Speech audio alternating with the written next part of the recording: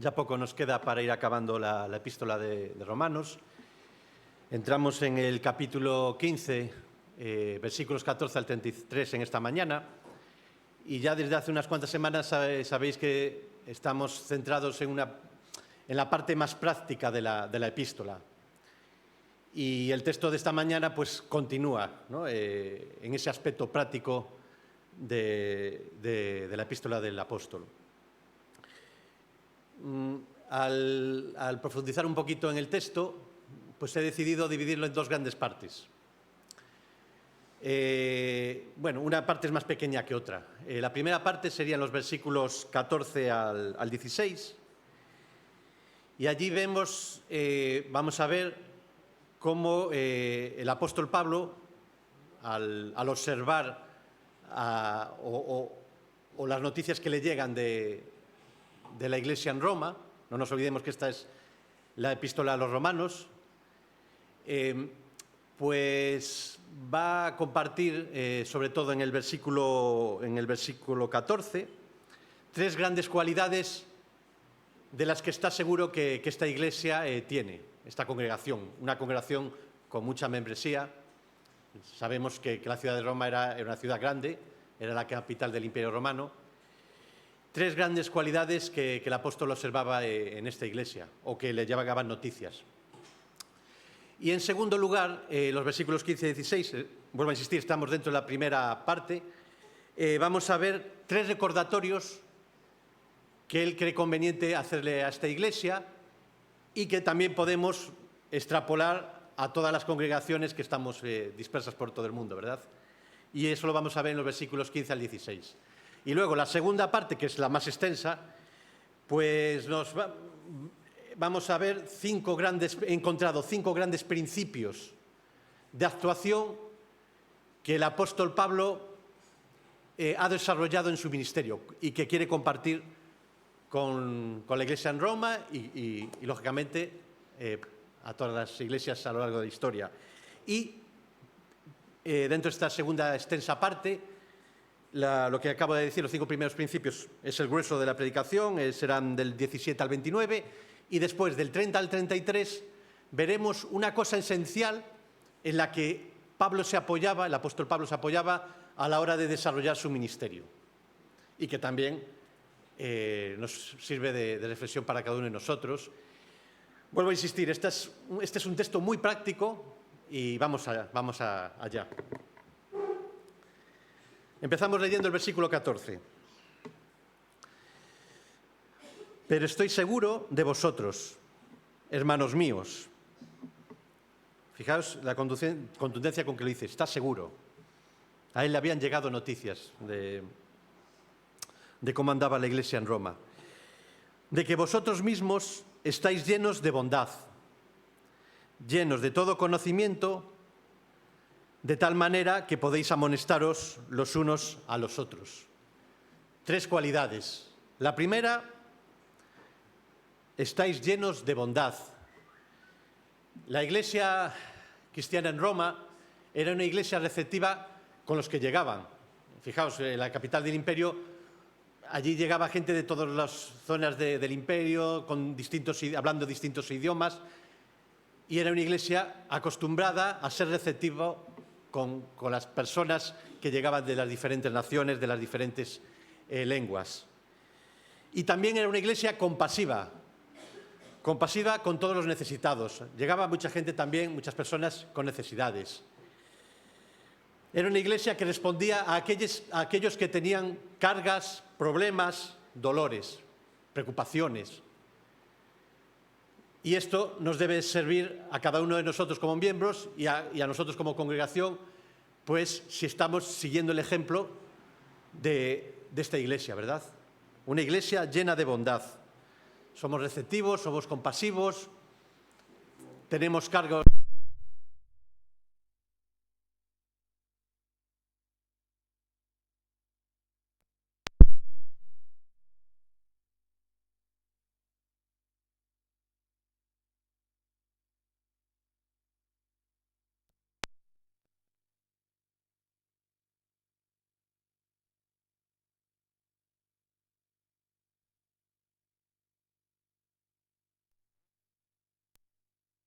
doctrinalmente hablando, una de las epístolas más complejas, pues tiene lógica que se dirija a una iglesia, a una congregación de la que él está seguro que está llena de todo conocimiento. Encontramos una congregación que en líneas generales tenía muchos miembros con un profundo conocimiento de las grandes verdades de las Escrituras y del nuevo Evangelio de Cristo que 20 años, 30 años atrás había empezado con su resurrección y con la fundación de la Iglesia. Era ya una iglesia con buen conocimiento teológico de las grandes doctrinas y del Evangelio. Y eso, lógicamente, pues nos lleva a trasladar esa reflexión a cada uno de nosotros como miembros. Realmente tenemos un conocimiento decente, entre comillas, bueno, de las grandes verdades de las Escrituras, del Evangelio de Cristo. Reflexionemos, ¿verdad? Y la última cualidad, que también aparece en este versículo 14 y que está también en parte relacionada con la que acabamos de ver, de una iglesia llena de todo conocimiento, es lo que dice Pablo: de tal manera que podéis amonestaros, instruiros los unos a los otros. Muchas congregaciones a lo largo de la historia y en la actualidad, hay muchas congregaciones, vuelvo a repetir, que centran en las cuales la membresía centra la solución de sus problemas, de sus preocupaciones, de casi todos los aspectos de su vida, en contárselo al pastor, al anciano, incluso cualquier cosa de fácil solución. Iglesias en las que los miembros se acostumbran a cargar todas sus cosas de la vida en los ancianos, en los pastores de sus congregaciones. Y sin embargo, el objetivo del apóstol Pablo no era ese, era todo lo contrario. Él estaba contento con la iglesia en Roma de que la gran generalidad de los miembros de esa iglesia tenían la suficiente madurez para instruirse, para amonestarse, para exhortarse, para aconsejarse los unos a los otros. Esto también nos debe hacer reflexionar la responsabilidad que tenemos en ese sentido, ¿no? De también aprender a independizarnos y depender más de Dios y no tanto de nuestros hermanos. Y no cargar tanto a los pastores o a los ancianos, ¿verdad? Cuidado también con hacernos maestros y meternos en la vida de nuestros hermanos muchas veces sin preguntarles por qué está pasando esto. Debemos también aprender a preguntar.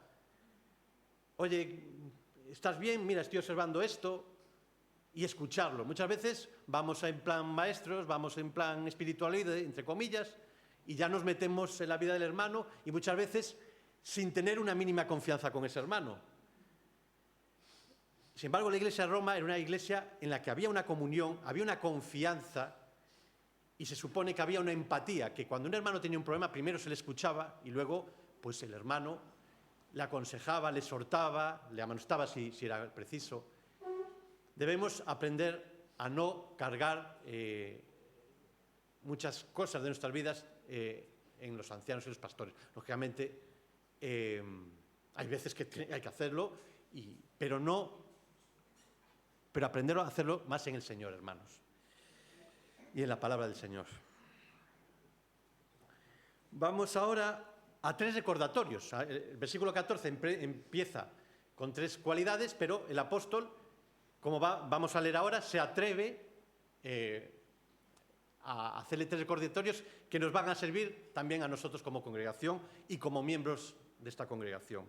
Leamos versículos 15 y 16.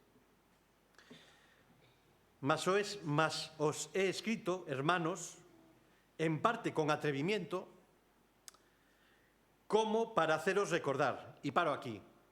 Aquí vemos el primer recordatorio.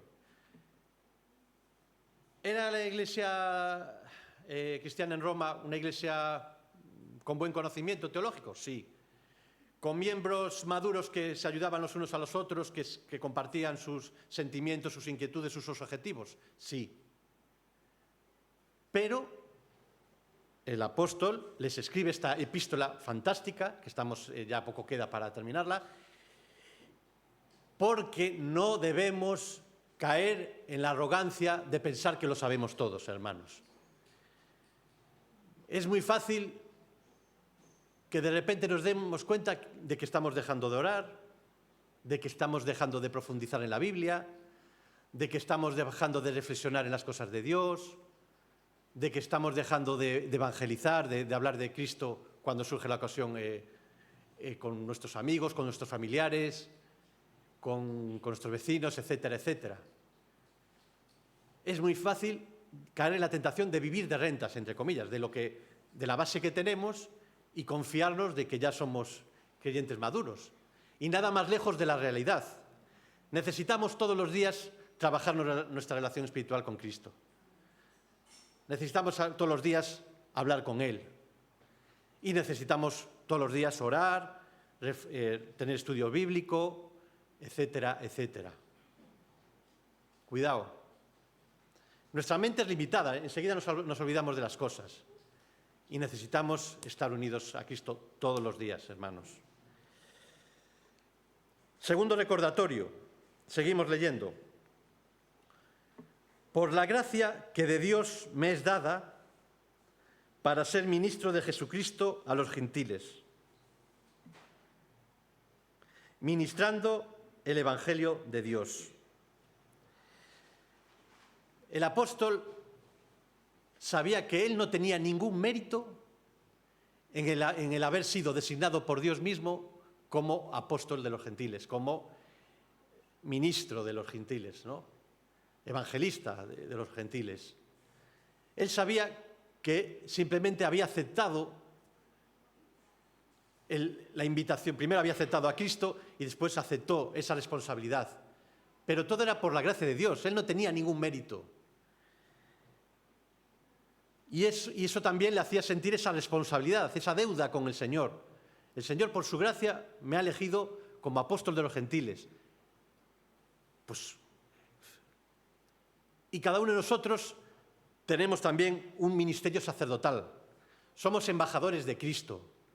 Y no lo somos por nuestros méritos, sino que lo somos por la gracia de Dios. Y somos salvos no por nuestros méritos, sino por la gracia de Dios. Nosotros solamente hemos tenido que poner la fe.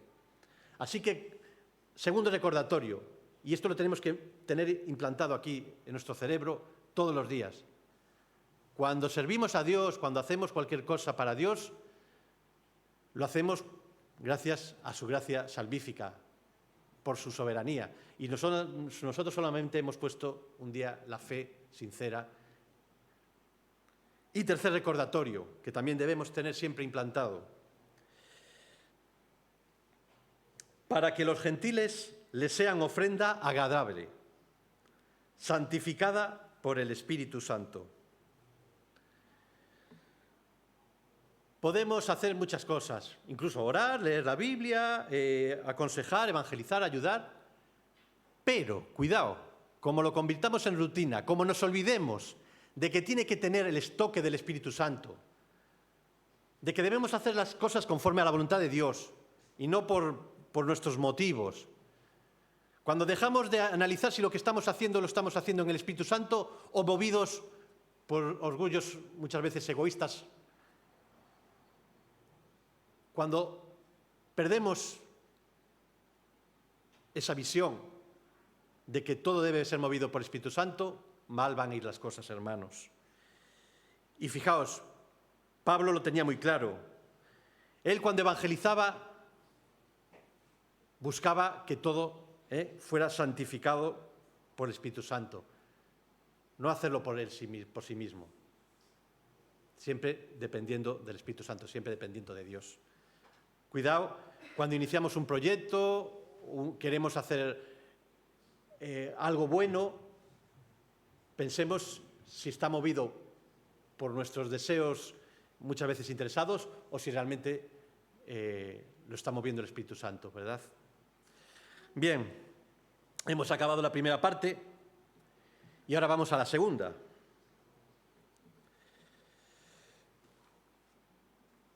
Y, como dije al principio, 5 principios de actuación que encuentro aquí cuando Pablo explica cómo hacía su ministerio evangelístico. Y los encontramos, como dije antes, del 17 al 29. Así que vamos a ir paso por paso y vamos a entrar en el primero. Y el primero lo encontramos en los versículos 17 al principio del 19. Ahí encontramos el primer principio de actuación del apóstol. Tengo, pues, de qué gloriarme en Cristo Jesús en lo que a Dios se refiere. Porque no osaría hablar sino de lo que Cristo ha hecho por medio de mí para la obediencia de los gentiles con la palabra y con las obras, con potencia de señales y prodigios, en el poder del Espíritu de Dios. Primer gran principio: todo lo que hagamos para el Señor, para el prójimo, debemos hacerlo gloriándonos en Dios. Somos creados para alabanza de la gloria de Dios.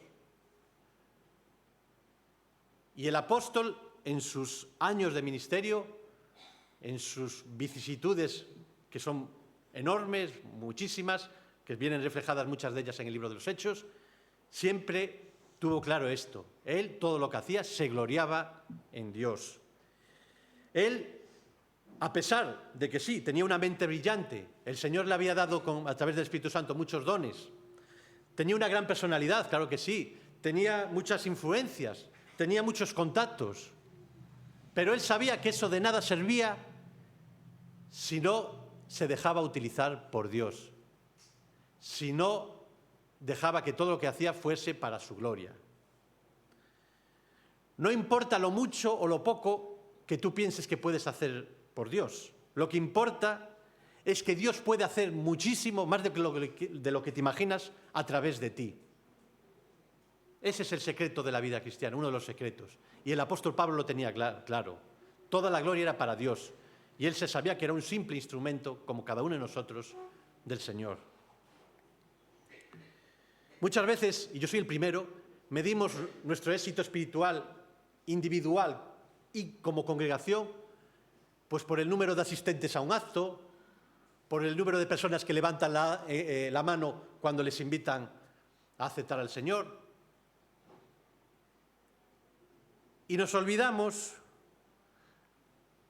de que el éxito siempre tiene que estar relacionado con el Espíritu Santo. El éxito tiene que estar relacionado, sí, cuando hacemos las cosas realmente estamos dependiendo de Dios, si las hemos hecho conforme a sus normas morales que encontramos en la Biblia,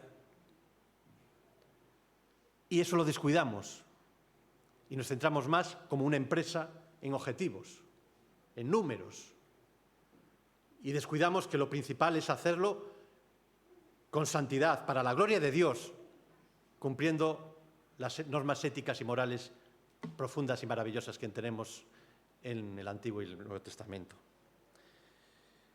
Sí, hay iglesias con miles de miembros, hay muchas iglesias con 2.000 miembros, 5.000, 20.000 miembros, pero desgraciadamente de esos 20.000 miembros, realmente que vivan, que hayan aceptado al Señor, a lo mejor hay iglesias que no tienen tantos, ¿verdad?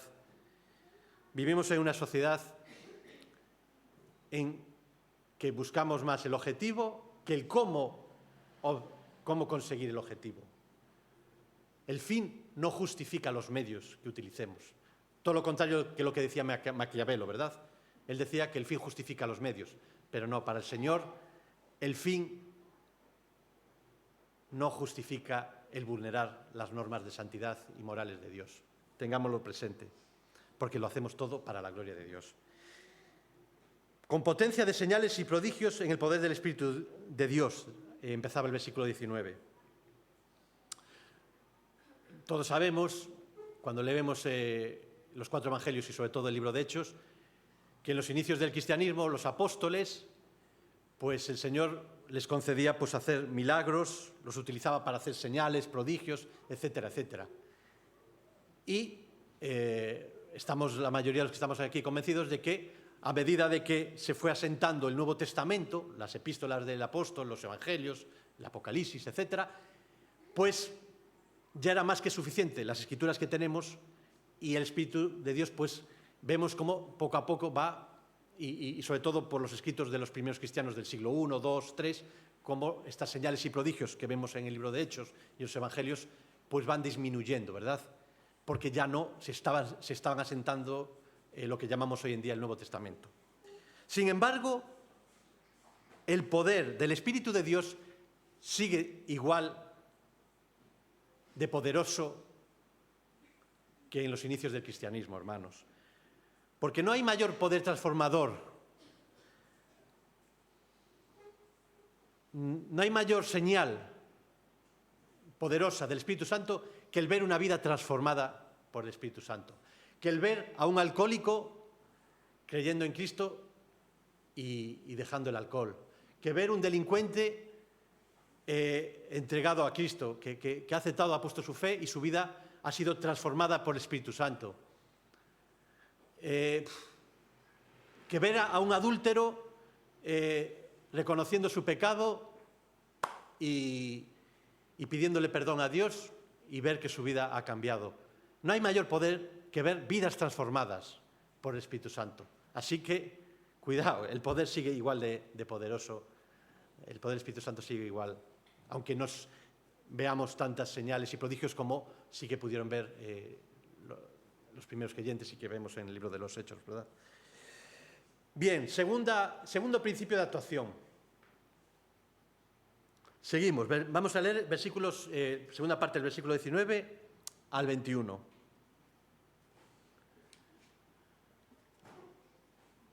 De manera que, desde Jerusalén y por los alrededores hasta Ilírico, todo lo he llenado del Evangelio de Cristo.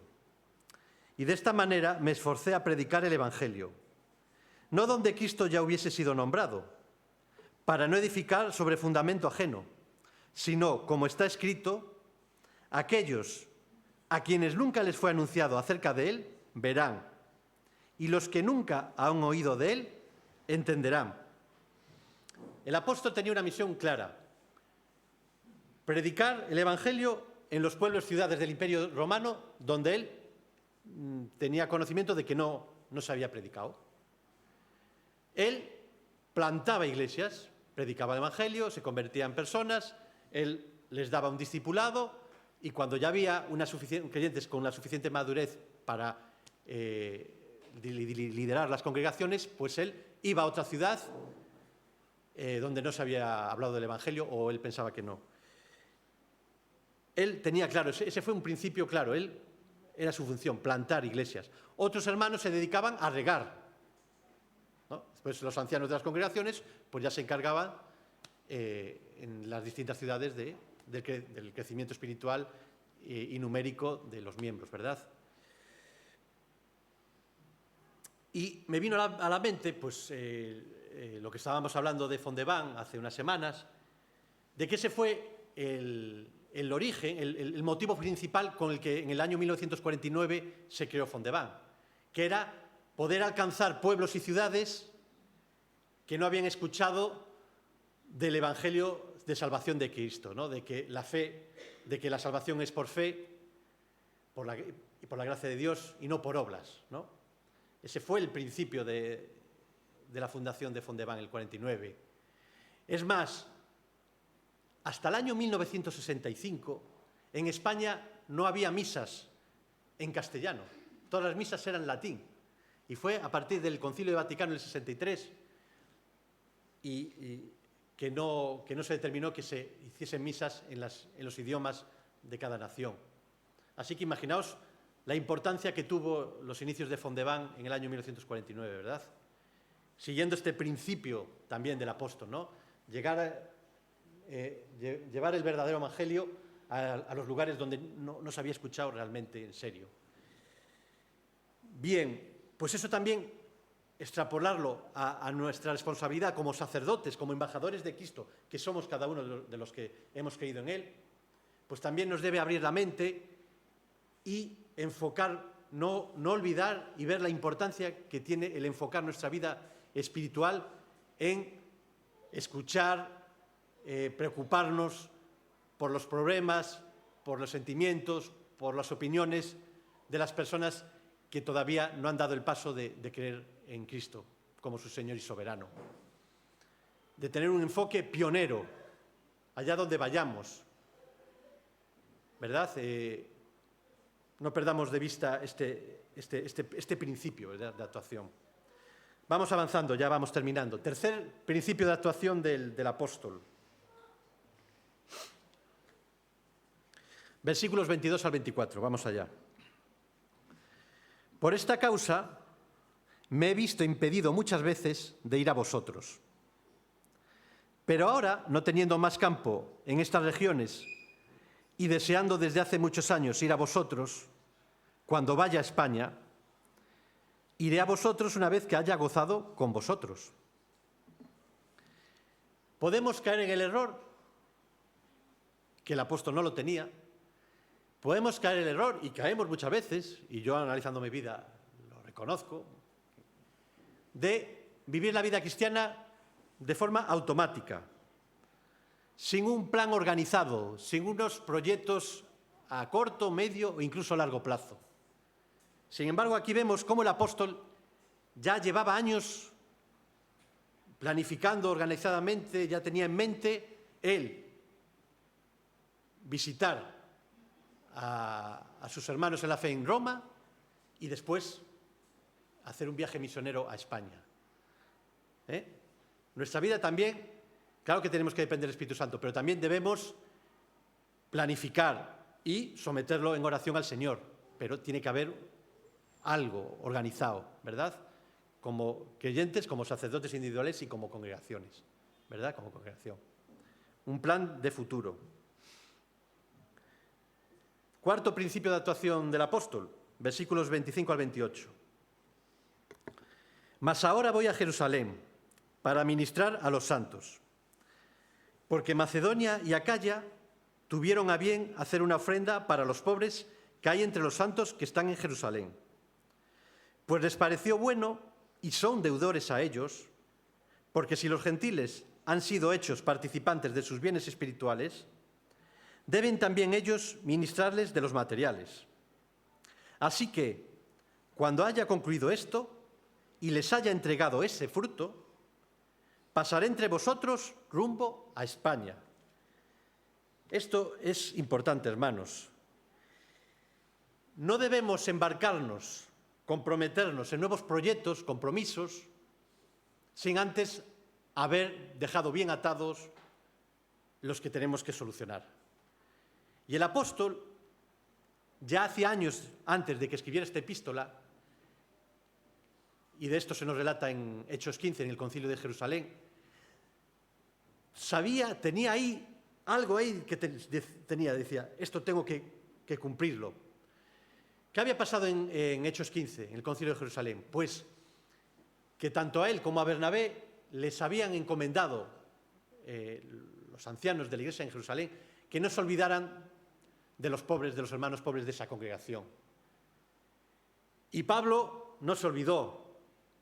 Y cuando empezó sus viajes misioneros, también, aparte de evangelizar y de hacer muchas otras cosas propias de un misionero, también iba comentando la situación de penuria económica que había en Jerusalén, de la cantidad de pobreza y de necesitados que había.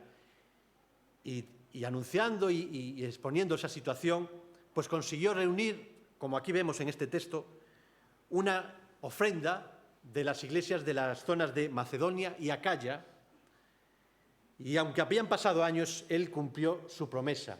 Y, es más, no estaba dispuesto a visitar a los hermanos de Roma y hacer su viaje misionero a España, no estaba dispuesto a hacerlo hasta que hubiera cumplido esta promesa, que era de entregar esa ofrenda a los hermanos de Jerusalén. Y los hermanos de las iglesias en Macedonia y Acaya lo hacían gustosos. ¿Y por qué lo hacían gustosos? Porque gracias al compromiso de la iglesia en Jerusalén, que había encomendado a Bernabé, a Pablo, ellos habían recibido la parte espiritual. Pues ellos gozosos ofrendaban la parte material a la iglesia de Jerusalén. Y eso también me hace reflexionar de la importancia, bueno, lo que lo acabo de decir hace unos minutos, cumplir nuestros compromisos y proyectos, compromisos con el prójimo que hemos adquirido y delante del Señor, antes de embarcarnos en una cosa nueva. Y dos, que la parte material y la parte espiritual del Evangelio van unidas. Hay congregaciones que se centran solo en una parte.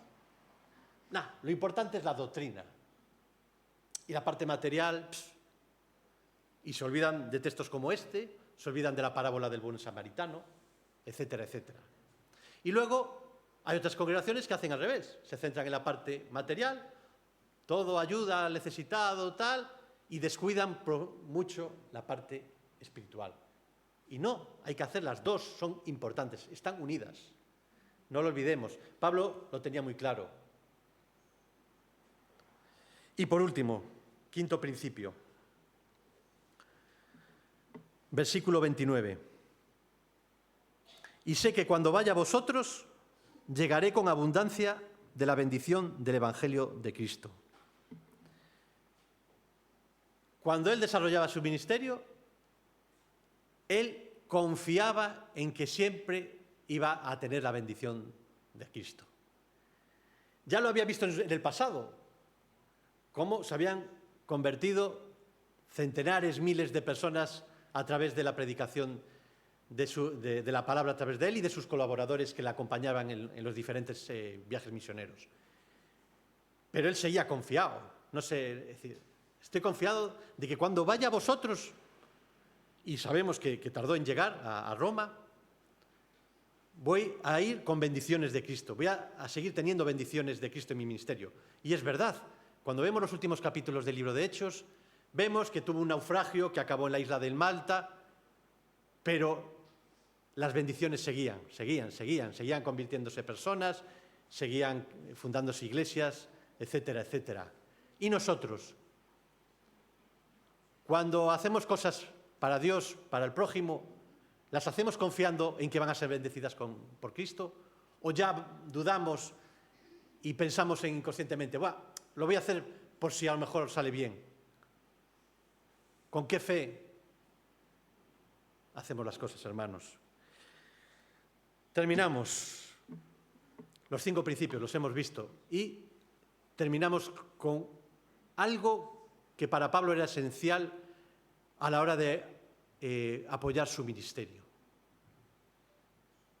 Y también me ha hecho reflexionar que a lo mejor no le estamos dando la importancia que tiene.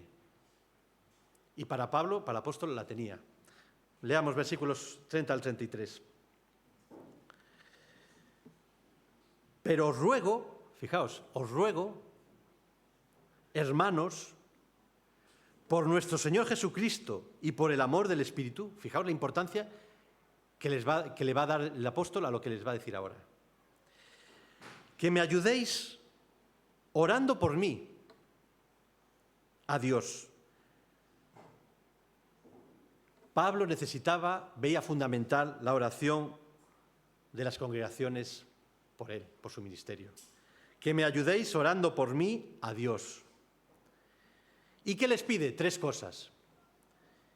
Para que sea librado de los rebeldes que están en Judea y que la ofrenda de mi servicio a los santos en Jerusalén sea acepta, para que con gozo llegue a vosotros por la voluntad de Dios y que sea recreado juntamente con vosotros. Y el Dios de paz sea con todos vosotros. Amén, así sea. Les ruega, y además por nuestro Señor Jesucristo y por el amor del Espíritu. Hermanos, necesitamos orar los unos por los otros. Y me viene a la cabeza, como aspecto práctico, bien, la mayoría de los miembros que estamos aquí, pues no vamos al culto de oración, pero por lo menos esos WhatsApps que nos envía Abel, que nos envía María Alonso, reflexionemos. Os hago la pregunta para cada uno de los que estamos aquí. ¿Estamos dedicando tiempo con el Señor a orar tranquilamente, con calma, a orar por cada una de las cuestiones que se ponen todos los martes en el WhatsApp? Los que no asistimos, ya estoy hablando de los que no asistimos al culto de oración.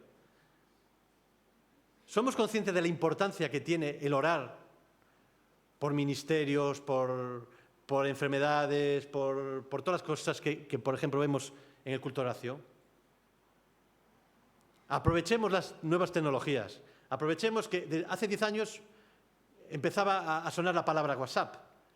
Pues las tecnologías tienen cosas buenísimas y una de ellas es esta, que hoy recibimos un WhatsApp y sabemos motivos de oración que se ponen en este culto. Pues aprovechemos, seamos conscientes, porque Pablo era muy consciente de la importancia que tenía la oración. Es verdad, uno puede decirme, es que el Señor lo puede todo. Claro que sí, el Señor no nos necesita para hacer su propósito. Pero ¿sabéis que hay muchas cosas que no suceden porque no oramos? Porque el Señor en su soberanía decide que algo bueno suceda o no en función de si nosotros oramos o no. Os voy a poner un ejemplo. El rey Ezequías. El Señor tenía determinado, le llega la noticia de que va a morir, que prepare las cosas. Claro, alguien tiene que heredar el reino. Y Ezequías, de corazón, el rey Ezequías, le pide, Señor, dame 15 años más de vida. Y el Señor lo tuvo en cuenta. Estaba determinado que tenía que morir, pero fue tal la sinceridad, la profundidad de la oración de Ezequías, que el Señor le concedió esa petición. Muchas veces nosotros no conseguimos cosas buenas para Dios y para el prójimo simplemente porque no las oramos realmente, o no las oramos en el espíritu, o las oramos así por orar, como rutina.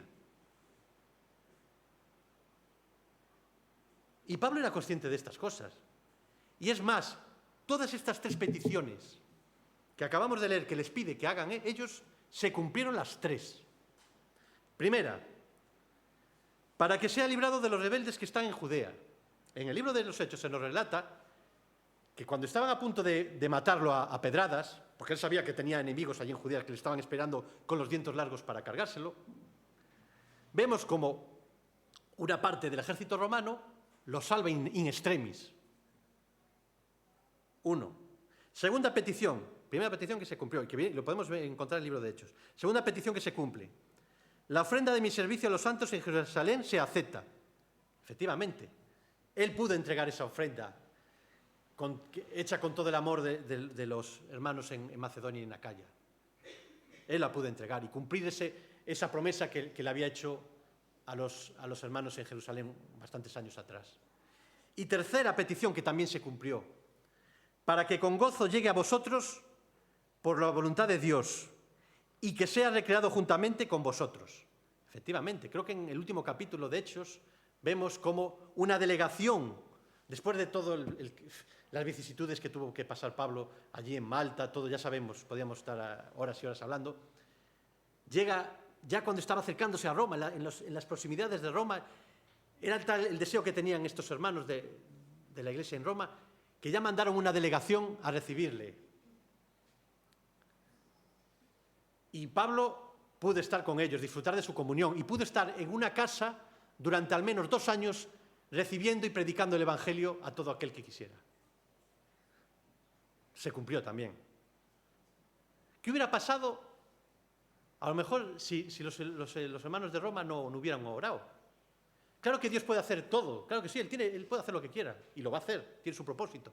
Pero muchas veces no se hacen cosas buenas, no ocurren cosas buenas, porque no oramos.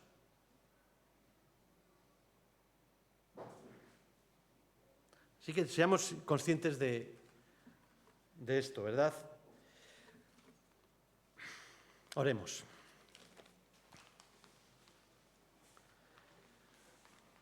Sí, Padre, a ti una vez más sea la gloria, Señor. Gracias por esta parte práctica que estamos viendo en estas semanas de la epístola, Señor. Siempre necesitamos un recordatorio, Señor. Necesitamos no entrar en el orgullo, en el egoísmo, en creernos que lo sabemos todo. No, Señor, necesitamos depender de ti todos los días, hablar contigo todos los días, profundizar en tu sabiduría todos los días, Señor. necesitamos dejar que tu Espíritu nos transforme poco a poco, Señor, y podamos ser utilizados por ti para tu gloria, Señor. Y una mañana más también te pedimos que si hay alguna alma que se está dando cuenta de que nunca ha puesto la fe sinceramente en ti, Señor, pues que no desaproveche esta oportunidad en esta mañana, Señor, y que se entregue a ti, Señor. Tú tienes el poder y solamente tenemos que poner la fe en ti, Señor. A ti sea la gloria una vez más. Amén.